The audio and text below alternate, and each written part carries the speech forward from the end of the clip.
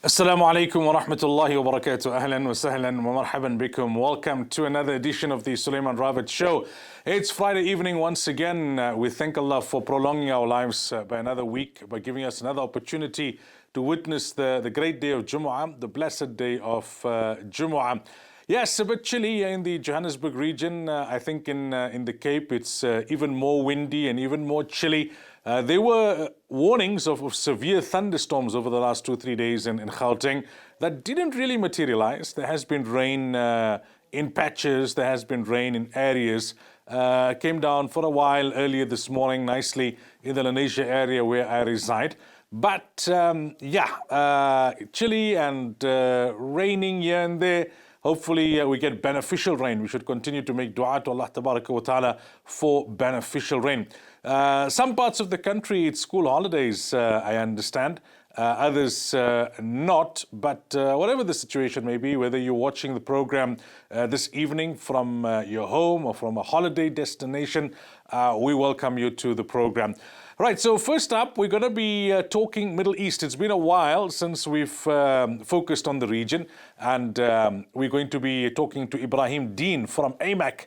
That's the Afro Middle East Center. And then a little later in the program, I'm going to continue the discussion on lessons that we learned from the tafsir of Surah Yusuf. I shared a few snippets last week, and I will continue to do so this week, inshallah. All right, we cross over now to Ibrahim Deen. Okay, we've got Ibrahim Deen on the line. Ibrahim, assalamu alaikum wa rahmatullahi wa barakatuh, and welcome. All right, small technical glitch. All right, let's take a ad break then and sort the technical glitch out.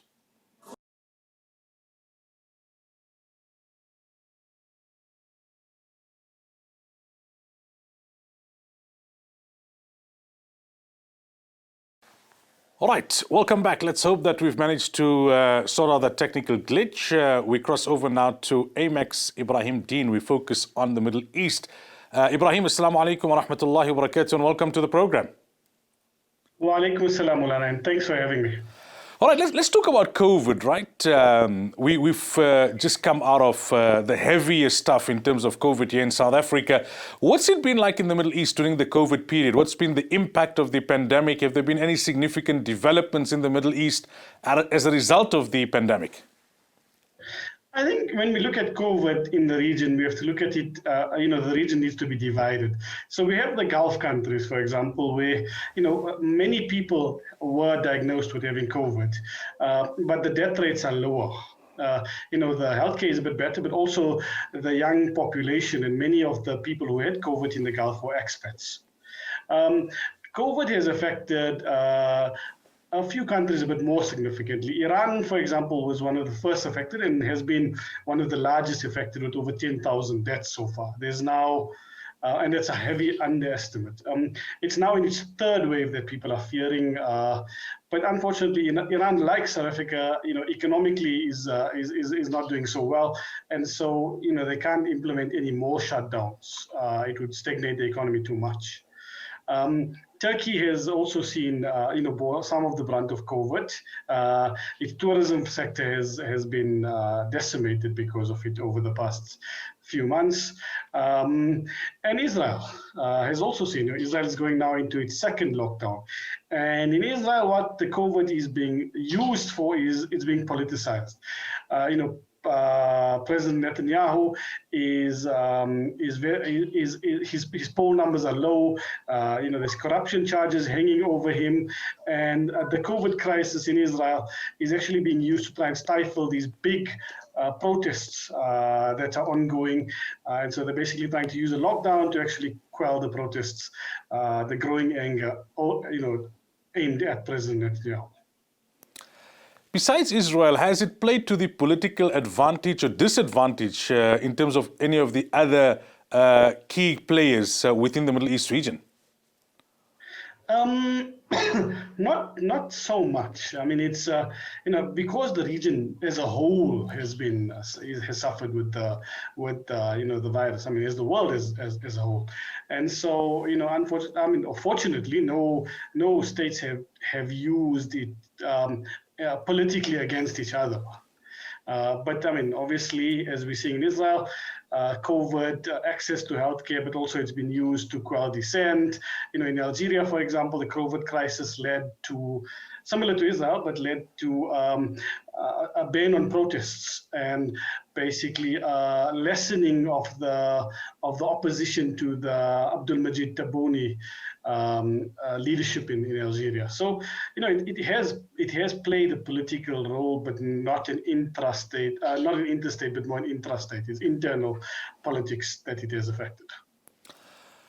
We know that the campaigning in terms of the US elections is in full swing, right? We've had the first presidential debate, and now we've got Trump, who's succumbed to COVID. Somebody tweeted very tongue-in-cheek and said, "My sympathies are with the virus during this very trying time."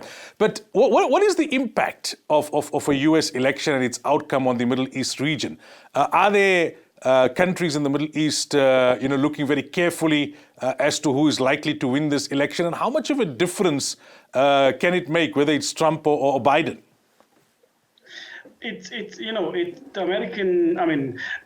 Previously, it didn't make such a difference because the foreign policy establishment was was a long-standing institution. But under Trump, that has been hollowed out, and so an election, the election is being very closely followed by Middle Eastern countries. For example, Iran. The Donald Trump administration pulled out of the nuclear or the Joint Comprehensive Plan of Action, the nuclear deal, in 2018. It was signed in 2015, and has begun exerting what it calls a maximum pressure strategy on the Iranian regime. A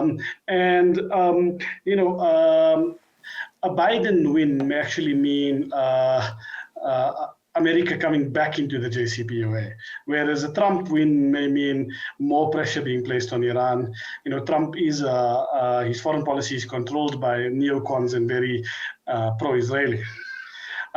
Likewise, also in Israel, we already see the campaign, or Trump's campaign, being given a boost from Israel and other Gulf countries such as Saudi Arabia and Emiratis, who are also in favor of a Trump win. We just saw this normalization deal, which the Trump administration, in a sense, forced or wanted, sought, because it would give him a boost in his election campaign.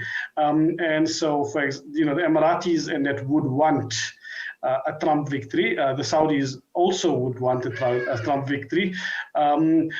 Others such as Turkey, such as Iran, would prefer a Biden win, mainly because we may see a move back towards institutionally constructed foreign policy, and at least a bit more towards following norms. Trump, for example, moved out of the Paris Accords. He's been basically axing any multilateral agreement that the Americans have been in charge, that the Americans have previously participated in. And so the election would make a difference in the region. And also in Yemen, for example, if Democrats win, there may be more pressure on the Saudi administration to find a solution in Yemen. Trump has green-lighted arms sales to Saudi Arabia under the guise of it creating jobs in America.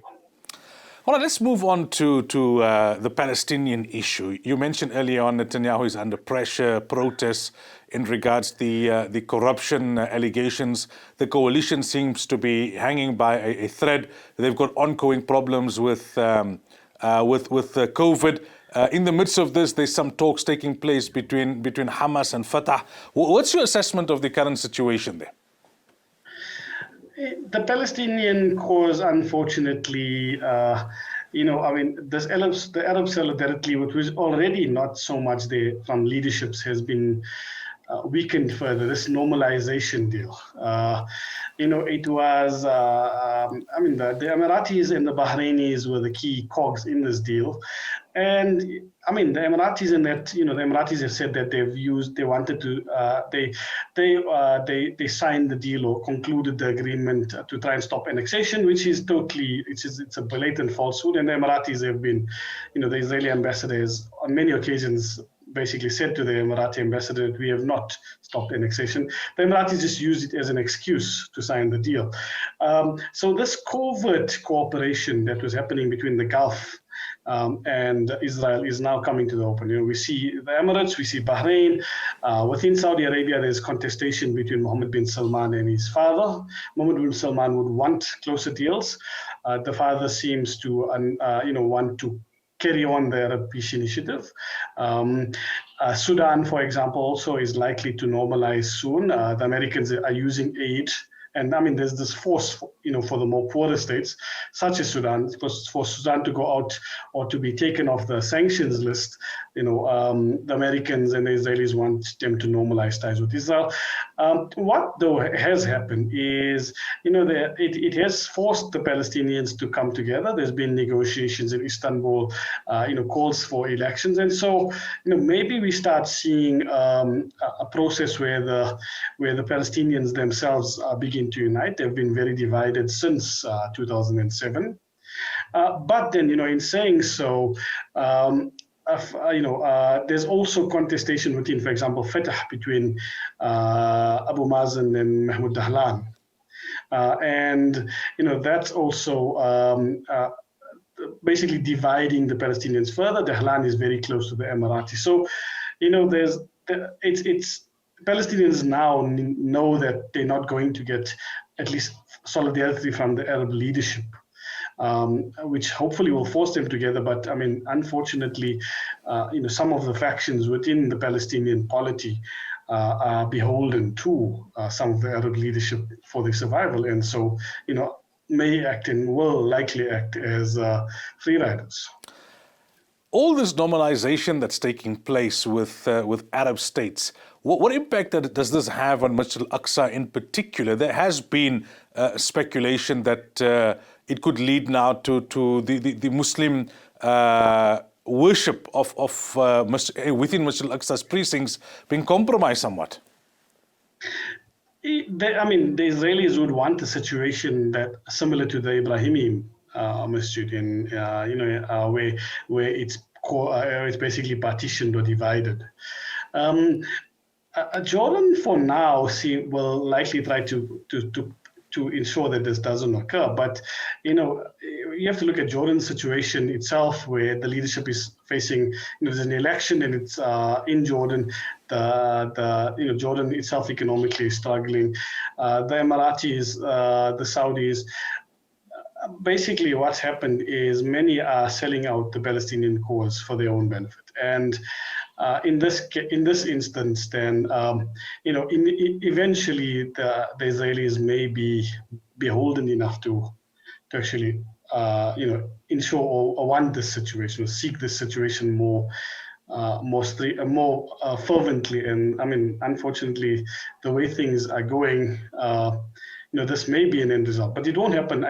Personally, I don't think it will happen now. I think the Israelis would calculate that it would inflame tensions too much and maybe start another intifada. So they won't. They will do it slowly, like how they are doing the annexation. How they were previously doing the annexation, where you put settlements, you slowly encroach, and that's what they're doing, for example, in East Jerusalem, to eventually change up the demographic nature and eventually, in that sense. Put pressure on this entity of the whole Masjid al-Aqsa compound. How much longer can Netanyahu hold on? Is this the beginning of the end for him? Would it eventually result in his political demise, these protests and these corruption allegations? And many times we've thought that Netanyahu would it would be the end. But Netanyahu is a smooth political operator. He's currently the longest serving Israeli prime minister, even longer than Ben-Gurion, the founder. And so, he's become a lot more emboldened in recent months. So, there was a unity deal, for example, that was signed with him and Benny Gantz, the head of the blue and white. But Netanyahu was able to circumvent the deal. This deal would have seen Netanyahu, for example, rule for 2 years, Gantz, for example, rule for the next 2 years. This is likely not to be the case. Netanyahu has managed or has managed to change officials on the justice committees, which are investigating him. So he's trying to survive. He may take down Likud, for example, with him. but he's using these foreign policy successes and the rightward shift to actually stay in power. And I mean, Israeli society or the polity is moving further right than what it was, what it was before. And so he's likely to at least remain in charge for the foreseeable future. All right, we'll take a break. When we come back, we continue the discussion on the Middle East with Ibrahim Deen.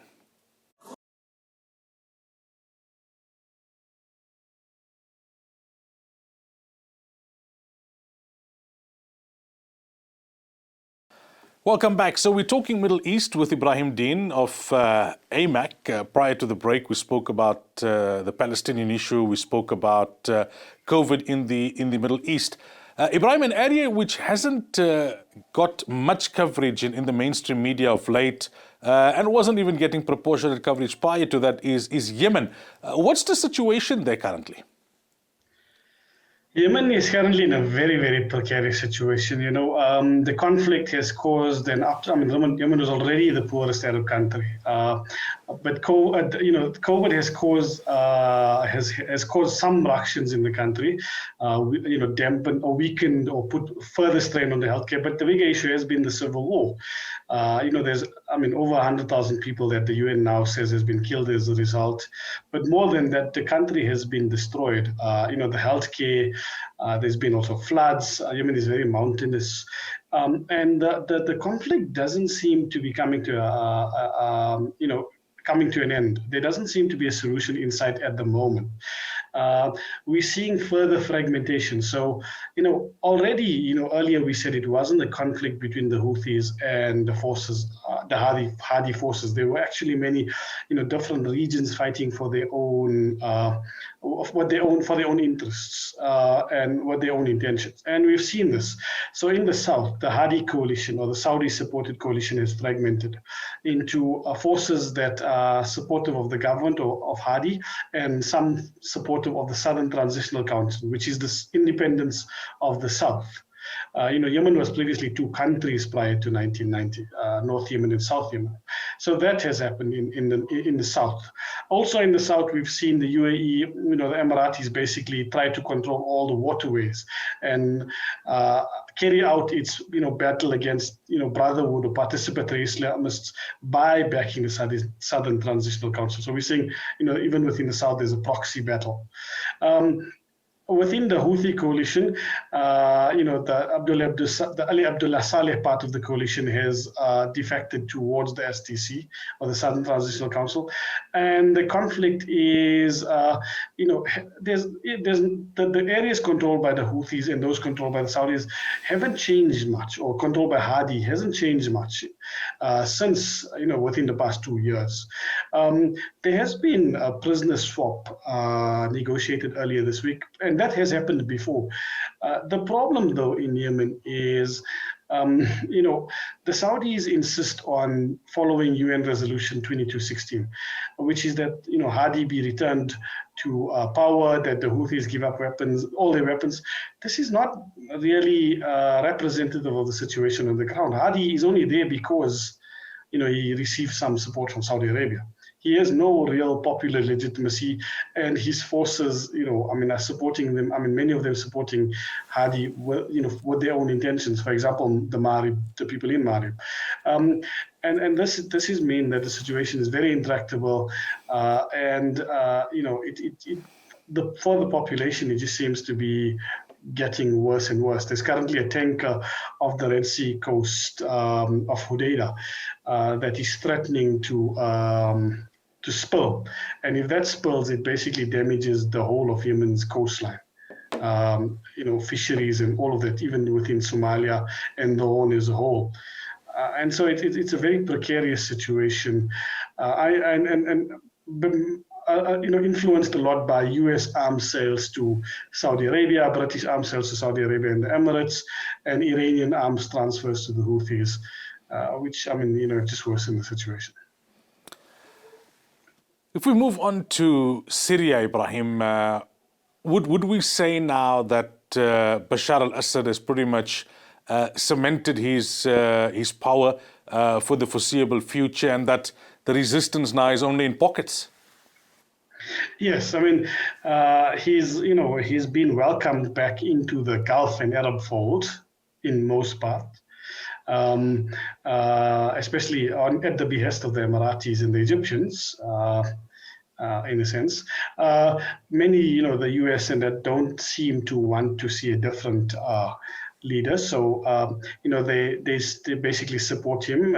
He's managed to use the ISIS bogeyman to actually gain influence. The Russians seem to be continuing their support of him.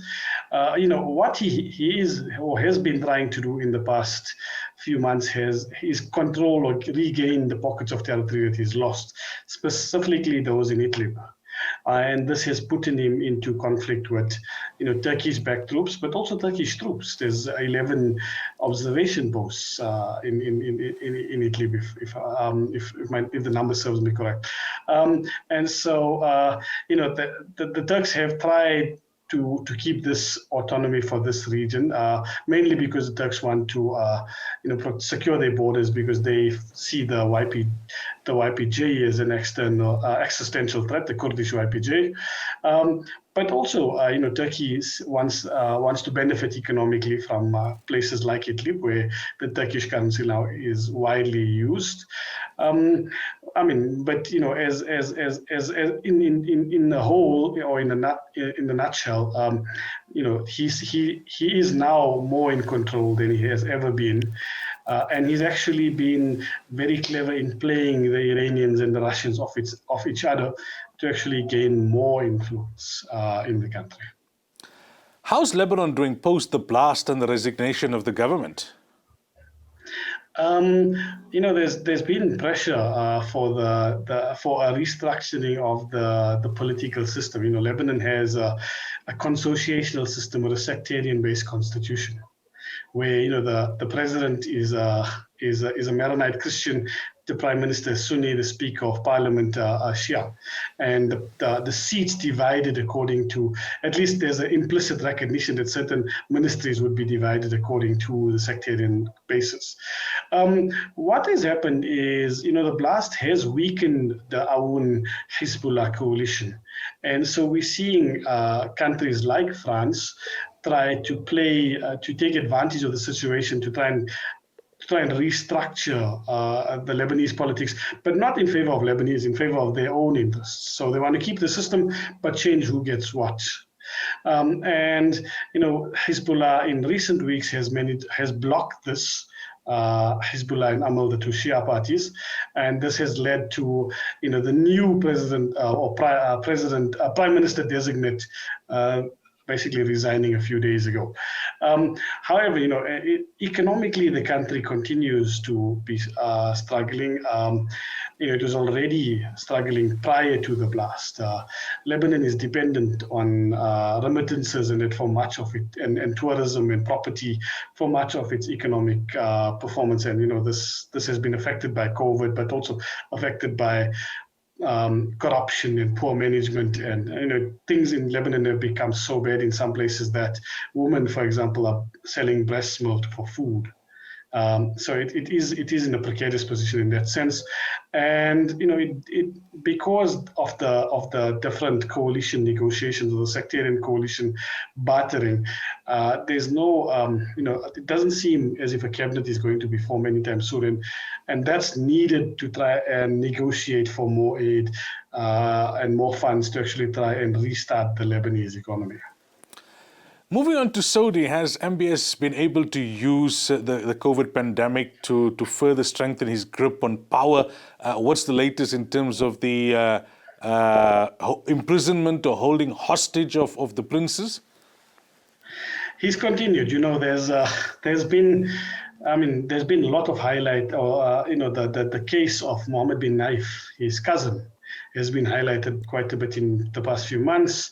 And Mohammed bin Naif is probably his greatest threat still. Mohammed bin Naif has been under house arrest since March this year. He also arrested a few princes using the corruption allegation, or corruption as a reason. And he's consolidated control, within the royal family. It's very unlikely that someone within the royal family would be able to take him on now without it becoming really messy. However, he's not been fully successful. Saad al-Jabiri, he's Mohammed bin Naif's, who used to work under Mohammed bin Naif in the Interior Ministry. He is in Canada and has basically charged or placed a lawsuit, filed a lawsuit against Mohammed bin Salman for trying to assassinate him. Apparently, Saad al-Jabiri does have some, he knew what was going on in the Interior Ministry and, does have some very strong files on Mohammed bin Salman. The biggest issue, however, in Saudi Arabia is Mohammed bin Salman wants to take over from his father, and he wants to do it, many were saying before the G20 summit in November. But there is still tensions between the two over some issues, for example, Palestine, where Salman has a totally different view from his son, and many of the statements that the Saudis issue is not Mohammed bin Salman's statements, but actually the statements of his father. So until Salman abdicates in favor of his son, Mohammed bin Salman still won't be in full control, and will continue his in a sense destructive and naive behavior, both domestically and externally, where he remains beholden to the Emiratis and in most political or foreign policy issues takes his cue from the Emiratis. Even in Yemen, where the Emiratis are actually undermining the Saudi coalition by supporting splinter groups within the coalition, yet Mohammed bin Salman sees Mohammed bin Zayed as a mentor and is unwilling to take a different stance. The so-called tensions of late between Saudi and Pakistan, what do you make of that? So the tensions relate to, when we look at the Middle East, Saudi sees itself as the, part of its foreign policy, or parts of its soft power is this perception, or this it's being seen as the leader of the Sunni world, whatever that may be. But in recent years, because of Saudi Arabia's destructive behavior, because of the conflicts and tensions within, in the Gulf, what we are we are seeing is, a move, or the creation or the formation of a different axis around Malaysia, Turkey, and Pakistan. And in the three very large Muslim majority countries. And, for example, Malaysia and Turkey has tried to spearhead an effort to create a coalition that Saudi Arabia sees as opposing it. What happened, though, that forced these tensions is the Kashmir issue.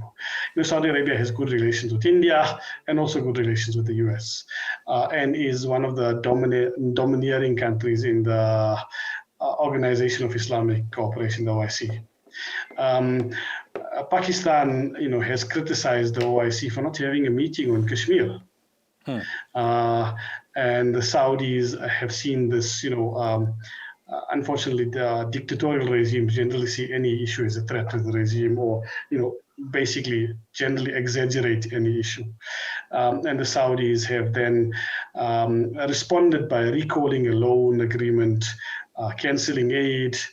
Pakistan has easily been able to get much of the loan agreement or the loan from China.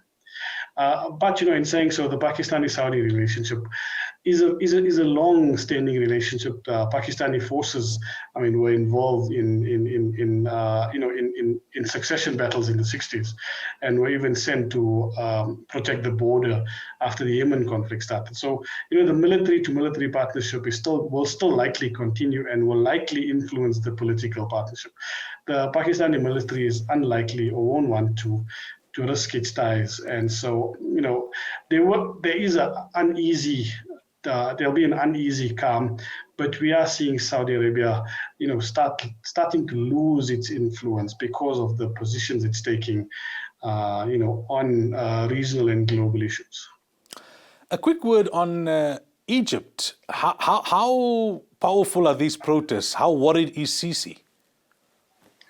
The protests have been, unfortunately, since 2013, there's been a protest law in Egypt. Opposition has been cracked down upon. There's between 10 and 60,000 political prisoners. And so the protests have been very small in scale, but, widespread. Um, and don't really threaten the regime at the moment. But again, it's significant that there is protest in such a constraining environment, or an atmosphere that doesn't lean itself to protest.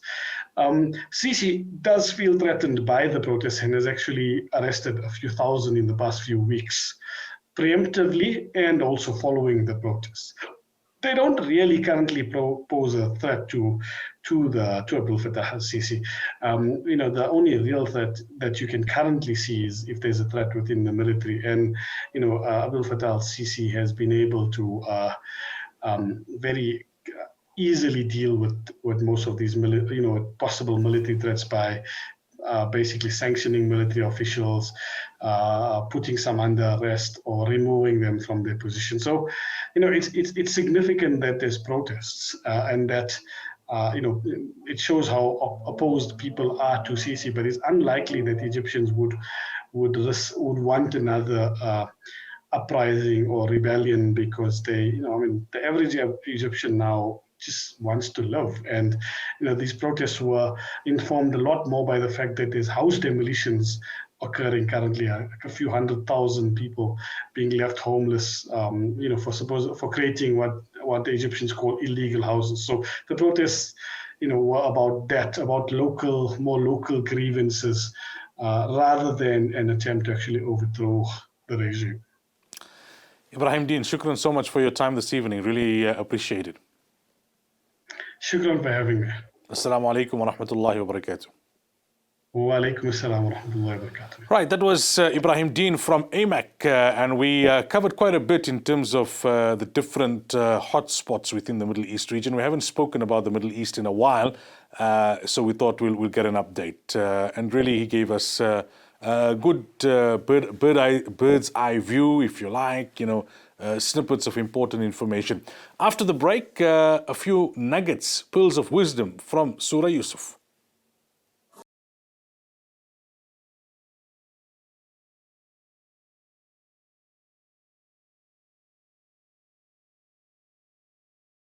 Last week, I shared with you a few snippets, a few nuggets, pearls of wisdom from the tafsir of Surah Yusuf, which I'm discussing during the course of the week. And I thought I'll continue with that this week as well.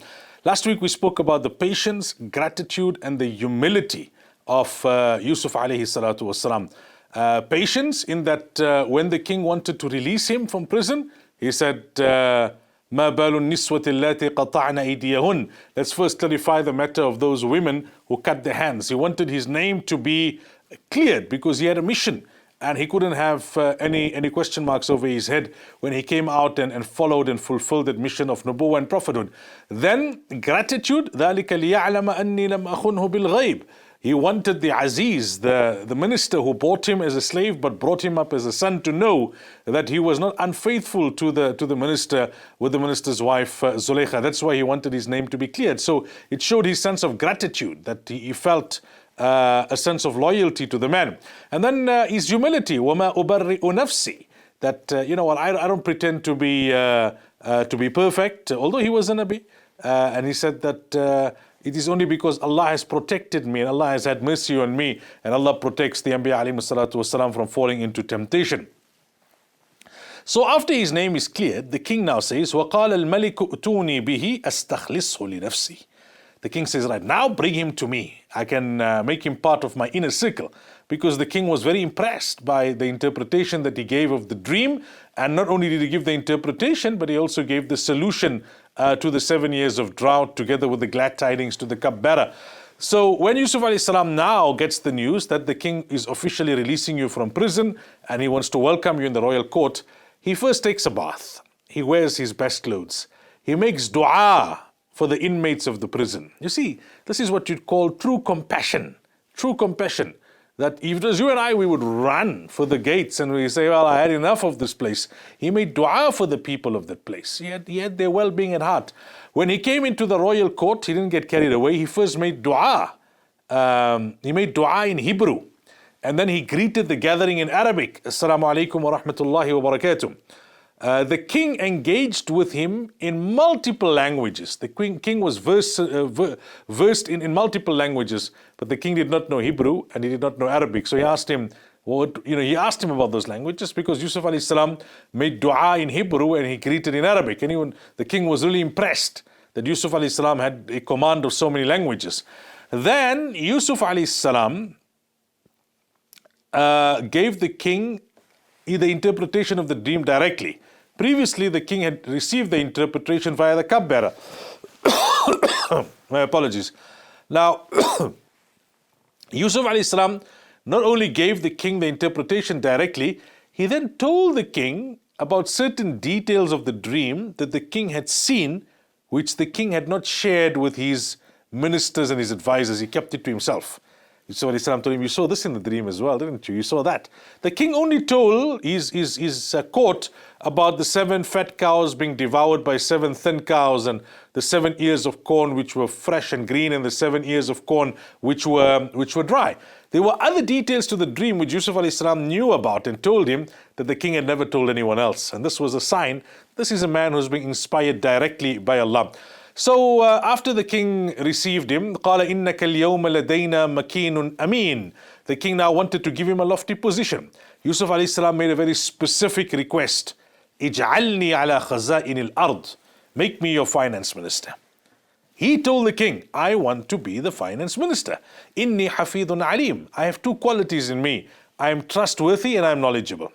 Now, generally, it is frowned upon. Nabi sallallahu alaihi wasallam has discouraged us from asking for position.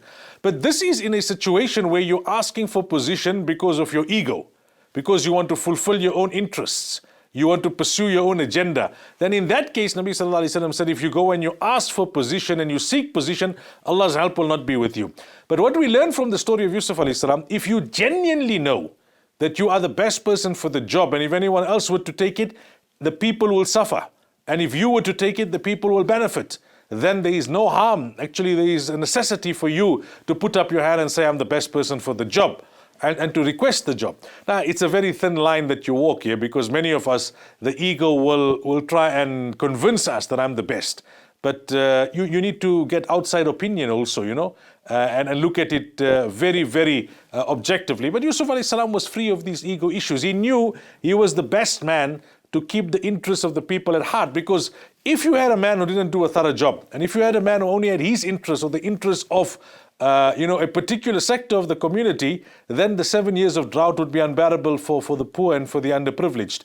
Secondly, he mentioned his own good qualities. Inni hafidun alim. I am trustworthy and I'm knowledgeable. Again, the scholars write that when there is a need, you can mention your qualities. You're going for a job interview, you mention, I'm hardworking, I'm this, I'm that. You don't exaggerate, but you can mention. That's not the time to be humble. Now, these 2 qualities are the 2 pivotal qualities required in any finance minister, any leader for that matter. Hafiz, trustworthy. Alim, knowledgeable, capacity. Some people have the knowledge and capacity, but they're not trustworthy. So they put their own interests first. And their talents are then used to service their interests to the detriment of others. And then there are those who are trustworthy, but they don't have the capacity. They don't have the knowledge. So they do the wrong things with the best of intention. So you need both. You need to have the knowledge, alim, and you need to be trustworthy. Inni hafidun alim. These are the 2 qualities you would require in a finance minister or in any leader. And another point the scholars mention here is that it shows that it is permissible to work in a non-Muslim system if it is in the better interest of the people. And that is what Yusuf alayhi salatu wasalam did. So the king did not give him the position immediately. The king kept him in his company for 1 year. And that's an important point. Even though he was so impressed, Yusuf alayhi salam gave him the interpretation of the dream, told him details that he did not share with anyone, gave him glad tidings, gave him a plan of action. The king did not get carried away. He wanted to still assess Yusuf alayhi salam further. And the second reason, Yusuf alayhi salam asked to be Minister of Finance. the king was so impressed with him initially that he wanted to further assess him because he wanted to make him the ruler overall. The king then became Muslim on the hands of Yusuf alayhi salam. He retired, made Yusuf alayhi salam the ruler. The Aziz passed away. The king got Yusuf alayhi salam married to Zulaykha. They had 2 sons. They say that Yusuf alayhi salam had greater love for Zulaykha than she had for him. And one day he asked her, he said, Zulaykha, when you were trying to seduce me, you exhibited more love than now that we are married. She told him, Yusuf, when I tried to seduce you, I did not believe in Allah. Now that we are married, I believe in Allah. And Allah's love has saturated my heart. So all other love is diminished. Not that she didn't love him, but it wasn't that kind of love or infatuation that she showed prior. So Yusuf alayhi salatu wasalam now became the de facto king, if you like. And Allah says, وَكَذَلِكَ مَكَّنَّا لِيُوسُفَ فِي الْأَرْضِ يَتَبَوَّأُ مِنْهَا حَيْثُ يَشَاءُ نُصِيبُ بِرَحْمَتِنَا مَنْ نَشَاءُ وَلَا نُضِيعُ أَجْرَ الْمُحْسِنِينَ وَلَأَجْرُ الْآخِرَةِ خَيْرٌ لِلَّذِينَ آمَنُوا وَكَانُوا يَتَّقُونَ. Allah says, now we gave Yusuf power over the land through our mercy. That in the end of the day, he was a good person who did good, and we do not let the reward of those who do good go to waste. The brothers of Yusuf alayhi salam, they put him in the well, they expelled him, not expelled him, but they removed him from the home to try and disgrace him. And look at how Allah honored him. Look at how Allah honored him. He took him to the throne. The scholars write, this was also an answer now. These verses give an answer to the question posed to Nabi sallallahu alayhi wasallam by the people of his time, that how did the progeny of Ibrahim, Yusuf alayhi salam was from the progeny of Ibrahim because he was the great-grandson of Ibrahim alayhi salam, his father Yaqub being the grandson, his grandfather Ishaq being the son. How did the progeny of Ibrahim end up in Egypt when they were in the Sham region? That time Sham was not only Syria, but Palestine, Jordan, Lebanon, parts of Saudi Arabia. That was the broader Sham region. How did they end up there? They ended up there because Allah had this plan. Yusuf alayhi salam will first go to the depths of the well, but from the depths of the well, he will rise to the throne of Egypt. And that is, how the plan of Allah plays out. And the lesson here is, you will suffer setbacks in life, but if you remain true to your deen, and you remain true to your values, and you remain true to the commands of Allah, Allah will ultimately elevate you.